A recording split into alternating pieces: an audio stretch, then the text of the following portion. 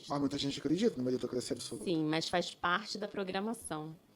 Por- Você referendar um discurso que é o discurso do... mas Bolsa Família. Bolsa Família, né, gente? Tem que tirar isso. Tem que ensinar a pescar em vez de dar o peixe. A gente está falando do Brasil. Políticas públicas. A gente está falando de um país amplamente desigual. De um país onde a classe F constantemente vai e volta. Hoje, a gente não tem a classe da miserabilidade absoluta, mas tem 2, 3 anos que essa classe foi extinta. Ela é extinta relacionalmente. Então, em determinados governos ela volta, em determinados governos ela é encolhida pela classe E. Mas esse é o Brasil. Isso quer dizer que ele é muito frágil, então, no Muito caso, frágil. se refere à sustentabilidade. Sim. Assim como a classe C na universidade. Ela é muito frágil.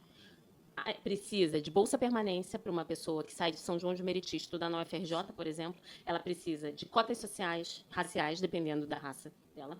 Ela precisa de cotas, ela precisa de bolsa permanência para manter, porque uma passagem do ônibus que sai de Coelho da Rocha e vai até a Praça 15 é um absurdo. Ela precisa de manutenção para as xerox que ela precisa tirar, de manutenção para os livros que ela precisa tirar, de alimentação. Dependendo da situação. Eu estudei com uma menina que morava em Itaocara. Ela precisava morar no alojamento da UFRJ e toda semana roubavam, porque roubavam pertences dela porque não tiravam cadeado. Então, assim, são infinitos fatores que precisam ser colocados na mesa, precisa ser colocado no jogo. Senão é muito fácil falar, não se esforçou?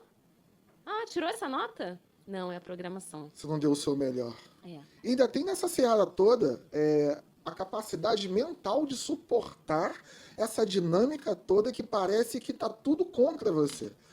Né? Eu não sei como é que foi sua dinâmica para fazer graduação, mas a minha foi desafiadora demais. Toda vez que eu dava um movimento, eu fazia um movimento para isso, parecia que 10 movimentos contrários me diziam o seguinte: cara, isso não é para você. Você está tentando fazer isso por quê? Não, você não pode fazer. Seu lugar não é aqui. Seu né? lugar não é aqui.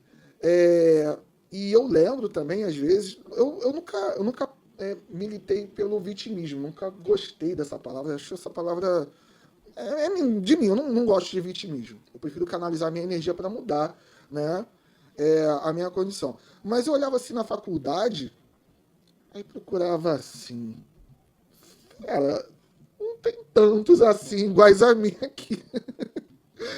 Tudo bem que hoje isso ainda acontece, que o nome do canal sugere isso, uma das minhas paixões é viajar.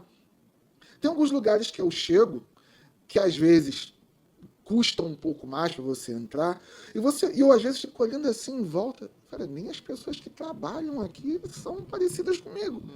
Aí você fica pensando assim, caramba, eu não sei se isso é bom para mim ou ruim, eu não tenho essa certeza. Né? Porque deveriam ter mais pessoas semelhantes a mim aqui. Né? Isso tem muito a ver com mérito ou desigualdade, tem muito a ver com muita coisa. Né? Então, tem muitas variantes aí. Gustavo, é bom para você que você diga que meritocracia não é absoluta. Concordo em todos os ângulos. Não, o que você acabou de falar, eu estou no local e pessoas igual a mim não estão nesse local. Esse princípio do seu entendimento de classe já te coloca na frente. Sim. Porque a maioria vai pensar, eu cheguei aqui, o outro que se dane. É verdade. O outro eu não quero nem saber se vai chegar. Eu cheguei, eu sou o diferente. Eu cheguei. Isso é muito pobre, né? Porque a gente está falando de uma população totalmente misturada. A misoginia aqui é enorme, a etnia, cara, é todo mundo colorido. Eu diria a principal característica nossa. Né? Todo mundo colorido, é todo mundo de todos os lugares do mundo aqui. Então, assim, a gente já parte desse princípio de desigualdade. Já Sim. existe uma desigualdade natural no Brasil. Né? E como é que a gente constrói a meritocracia a partir disso? Equilibrando os copos. Né? Equilibrando os copinhos. Eu sempre penso, eu quase não... Muitas coisas que eu penso eu não falo, mas eu sempre penso que a igualdade... A gente também passa por isso. A igualdade e a desigualdade é como se fosse 3 copinhos. Um vazio, um pela metade e um cheio. Se eu aplico a igualdade, eu vou dar mais metade do copo para cada um. O primeiro vai ficar pela metade, o segundo vai ficar cheio e o terceiro vai transbordar. Então, eu aplico a igualdade, mas eu aplico de uma forma errada. Sim. Se eu aplico a equidade, eu não posso dar nada para o terceiro copo. e divido o restante no primeiro e no segundo. Aí eu equiparo. Mas eu só equiparo. E para trás? E o percurso dali para trás? Como é que foi esse percurso? O processo. Porque ninguém pensa nisso. É só, não, a gente já chegou aqui. A cota, beleza. Pô, mas a pessoa teve deficiência em português, em matemática, em história, em física. Mas o que é com isso? Você igualou ali o pé de igualdade, no final o processo está todo cheio de buraco. Então, que meritocracia é essa, né? Onde é que a gente chega? Assim, eu não concordo nem 1%, nem 0,5% com a meritocracia absoluta, porque não existe, não tem como existir no Brasil esse tipo de pensamento. É mergulhada na impossibilidade até. Você já tem um percurso totalmente prejudicado. A pessoa, na época que eu fiz faculdade, eu tinha que deixar de pegar o central para voltar a pé do meu trabalho até um ponto, para esse dinheiro que sobrava do ônibus eu pagar a passagem para a faculdade. Eu pegava no final do mês o que eu ganhava e entregava tudo para a faculdade. Eu vivia com vale transporte para me movimentar.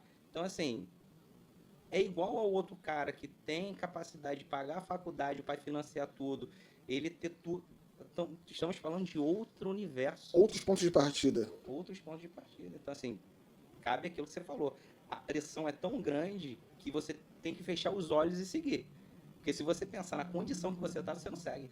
Você para, você fica imobilizado. Fala, cara, como é que eu trabalho 6 meses, 6 meses eu não tenho salário porque eu peguei meu salário para a universidade? É bem isso. O processo é doloroso, ele é solitário, ele é desafiador, ele é cruel às vezes, e é só você, não tem como outro sentir a dor do teu processo.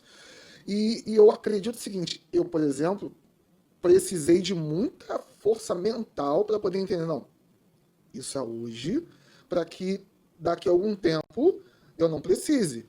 Para que de repente chegue assim no final do ano, poxa, eu quero viajar para tal lugar deve ser legal ir.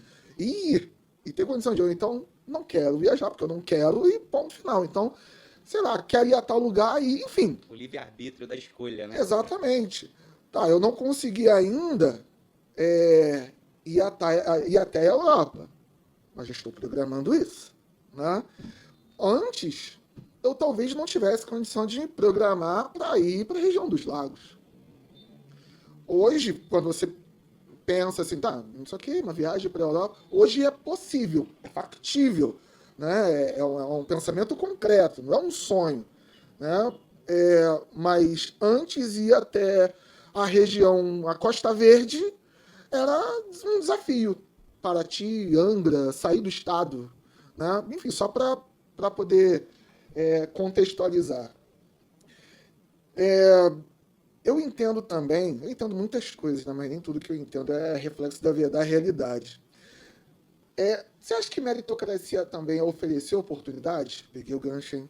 Oportunidade, eu peguei o gancho. Mereço um valor aí para fazer a divulgação. Você acha que meritocracia também é oportunidade? Gerar oportunidade? Então, na minha visão, não. Porque a oportunidade, por natureza, ela sempre vai acontecer. Sempre? A oportunidade, ela sempre está lá. Mas o que eu falei anteriormente, o grande lance não é a oportunidade, é quem vai chegar até a oportunidade. Ah, entendi. Quem é que corre até chegar à oportunidade? Quem tem fôlego para isso, força. quem tem preparo para isso. Você é atacado tantas vezes até chegar, quando você não tem suporte, não tem apoio, que às vezes você nem sonha em chegar a algum lugar. Porque você não... Então, isso que eu falei agora, do sonho... Você é minado o tempo todo, que você fala assim, cara, não vou nem tentar, porque como é que eu vou conseguir chegar a esse lugar? Primeiro eu tenho que... É verdade. Assim, a meritocracia, ela é minada a partir do momento que eu não olhei para trás, para o histórico anterior. Não, mas não é isso. Eu quero dizer o seguinte. Eu tenho a condição e vou oferecer. Então, meritocracia não seria também oferecer oportunidades? Sim, com certeza. Oferece essa oportunidade, cabe-se o indivíduo se ele tem a possibilidade de alcançá-la, né? Isso aí. Verdade. Tem essa variante. E você, o que você acha? O que a gente tem? A gente tem uma meritocracia relativa. Dentro desse conjunto que a gente está chamando de meritocracia relativa, já que não temos os mesmos pontos de partida, a gente precisa fazer uma ressignificação dos sentidos da palavra meritocracia. A meritocracia não é ruim. a meritocracia ela está incompleta, ela é contextualizada num mito. Um mito que, se você se esforçar, todas as pessoas conseguem chegar em determinado ponto se houver esforço individual. Isso não é verdade. Por isso que a gente está descartando meritocracia absoluta. Ok, então a gente tem a relativa. A relativa, ela muda porque mudam os pontos de partida. Mas a oportunidade é um caminho importante? Falta oportunidade? Falta. A oportunidade é importante para o contexto de meritocracia e para que se abram outras chances. Sim, precisa ter oportunidade. A questão é, a oportunidade é para todo mundo? Não, a oportunidade não é para todo mundo. Como é que eu fiquei sabendo daquela vaga? Um amigo do meu pai me avisou. A gente sabe que a gente pode ser o mais bem preparado, mas a gente tem o coeficiente QI. Quem indica? Bourdieu vai falar isso pra gente. Esses são os hábitos de classe. Então, eu não tenho. Meu pai não tem uma empresa, mas meu pai tem um primo que tem uma empresa. Mas o irmão do meu pai tem uma empresa. Mas o amigo do meu pai, que era diretor da Unimed, me indicou para uma vaga. E aí você concorre comigo. A gente tem o mesmo diploma, tá? O mesmo. Mas o amigo do meu pai, que foi diretor da Unimed, me indicou. Quem vai conseguir essa oportunidade? Verdade. Eu. Precisa ter oportunidade? Sempre. A oportunidade sempre está lá? Não sei, eu tenho dúvida se sempre está lá. Às vezes você cava, às vezes ela está lá, mas eu não tenho condições objetivas de conquistá-la, e às vezes são condições objetivas, são condições de etos, de hábitos de classe, de conhecidos, de rede de sociabilidade. Quais são suas redes de sociabilidade? Você vai ao teatro? Com regularidade? Você vai ao cinema com regularidade? Você vai em lançamentos de livros com regularidade? Você vai em festas na casa? Você viaja com regularidade para conhecer pessoas diferentes, culturas diferentes? Então, assim, a oportunidade está lá, tá? Todos acessam com a mesma possibilidade à oportunidade? Não. Então, tem que ampliar a rede de oportunidades. Como? Iniciativas individuais, claro. A gente não está descartando o individual. A agência do indivíduo existe. Tem que ter esforço. Tem que ter trabalho, mas isso não é só. Está dentro de um contexto de desigualdade social. Então, as oportunidades têm que ter. As oportunidades podem nascer de iniciativas individuais, mas elas têm que estar pautadas nas políticas públicas, que ressignificam meritocracia e pensam em como tratar diferente os diferentes. Então, o ideal é que a oportunidade parta de você também, parta de mim também, mas que esteja pautado a partir do nosso voto em pessoas que vão dizer, olha, eu vou fazer isso, eu vou fazer aquilo, e que elaborem políticas públicas para ampliação de oportunidades. Não oportunidades individuais que pipocam aqui ou ali através da minha rede de socialização, mas oportunidades que sejam amplas para a população. É dessas que a gente precisa. Seja democrática na acepção da palavra, né? Sim, e consiga ser meritocrática dentro da ressignificação da ideia de meritocracia. Então, para eu fazer um curso que demora 15 meses, precisa da minha força individual, mesmo que eu ganhe a passagem, que eu ganhe alimentação, que o curso seja bom e que eu ganhe uma graninha para conseguir me manter no curso. Eu preciso levantar, tomar banho, eu preciso ir. Tem a minha força individual? Tem a minha força individual, mas essa força individual está dentro de um contexto. Então, a gente não está dizendo que meritocracia é errado e que não deve existir, mas a meritocracia deve ser reformulada dentro de políticas públicas inclusivas. E ajustada, né? E que fique bem claro que não sou contra, obviamente, a meritocracia. Claro que eu sou contra alguns pontos da meritocracia que não atendem a todas essas variantes, né? Outra relação que a gente faz, e é muito comum para a gente até no nosso dia a dia com aluno, por exemplo. Você tem aluno que vai lá tirar 10. Legal. Como a gente tem como nós temos como quantificar o que ele aprendeu naquele período ali. Pô, cara, sensacional, tirou 10. E tem um aluninho lá que tirou 5, 6. Quais são as condições do aluno que tirou 5, 6 e do que tirou 10? De repente que tirou 5 e 6 se esforçou de maneira homérica para conseguir aquilo, tem condições completamente adversas, e o outro que tirou 10, não sei nem se ele não colou. Ainda tem essa variante. Eu não sei nem se ele não colou. Mas se eu for levar a meritocracia, que a gente inclusive implementa nas escolas, faço isso. Vamos premiar o melhor aluno, tirou 10. Pô, fulano de tal. Mas fulano de tal, de repente, até, né, usou lá um ponto eletrônico, tô só cogitando, tô afirmando, pelo amor de Deus. Então, são variantes que às vezes são até ocultas ao nosso olhar, que tenta ser justo. Tenta ser justo. Digo a tentativa porque eu brinco às vezes em sala de aula. Gente, eu sou professor, não sou juiz para ser justo. Né? Mas são variantes, às vezes, ocultas que a gente vai alcançar debatendo, pesquisando, estudando, entendendo que o outro, falando de tal, se ele tiver o lance do diamante que você falou, né, em off, temos vários diamantes, mas a gente não reconhece diamante, não está num lugar que provavelmente diamante não vai ser nem reconhecido, que valor vai ter? Nenhum valor. Né? Então a meritocracia, primeiro, meritocracia nem todo mundo conhece o significado dela, né? É literalmente o poder do mérito. Mas o poder desse mérito que você tem depende do contexto, né? E esse contexto, como é que fica? É isso. Historicamente, né, quando fala de mérito, né, que essa premissa vem dos militares, né? Ela fala diretamente do esforço. Só que ela só fala do esforço.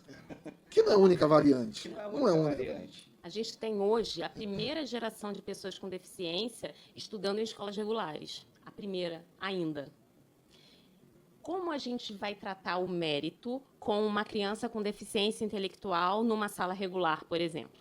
Meu filho é autista, e essa semana ele recebeu as provas. E aí, na frente das provas dele, tem uma ficha de apoio, dizendo que a professora, ele faz a prova numa sala fora da sala de aula dele, então ele faz em uma sala separada, e uma professora que acompanha esse processo pedagógico assinala o que ela precisou fazer de intervenção ou não.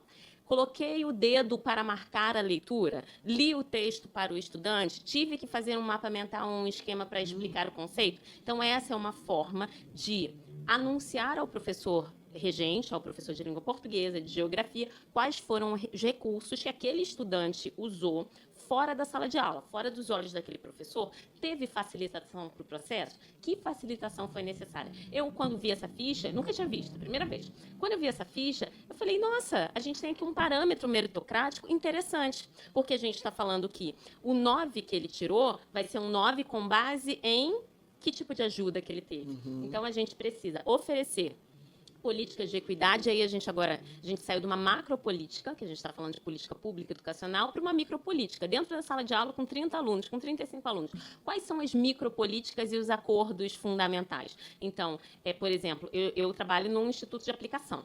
No instituto de aplicação, você tem muito mais facilidade de cobrar das famílias diagnósticos. Quantos estudantes a gente sabe que na sala de aula que tiraram 5, mas que tem algum tipo de neurodivergência? Ninguém nunca falou, mas aquele ali tem um TDAH, ali tem um TEA, ali tem um TOD, ali talvez seja uma dislexia. Como é que pode 7º ano não ler direito? Pode ser um transtorno de leitura. Sim. Então, você tem muito mais acesso em escolas metropolitanas, em escolas que ficam dentro dos grandes centros urbanos, do que uma escola da periferia, ou do que uma escola na Baixada Fluminense. Você tem mais acesso a médicos, você tem mais acesso a avaliações neuropsicológicas. Então, você está falando de processos de meritocracia dentro de microambientes políticos desiguais. Então, se eu tenho um professor do atendimento educacional especializado na sala de aula, porque muitas vezes são 35 alunos e se vira nos 30, professor. Mas aquele ali tem alguma coisa, mas eu não sei o que é. Como é que a gente faz? Às vezes a gente não faz. Viagem na língua portuguesa.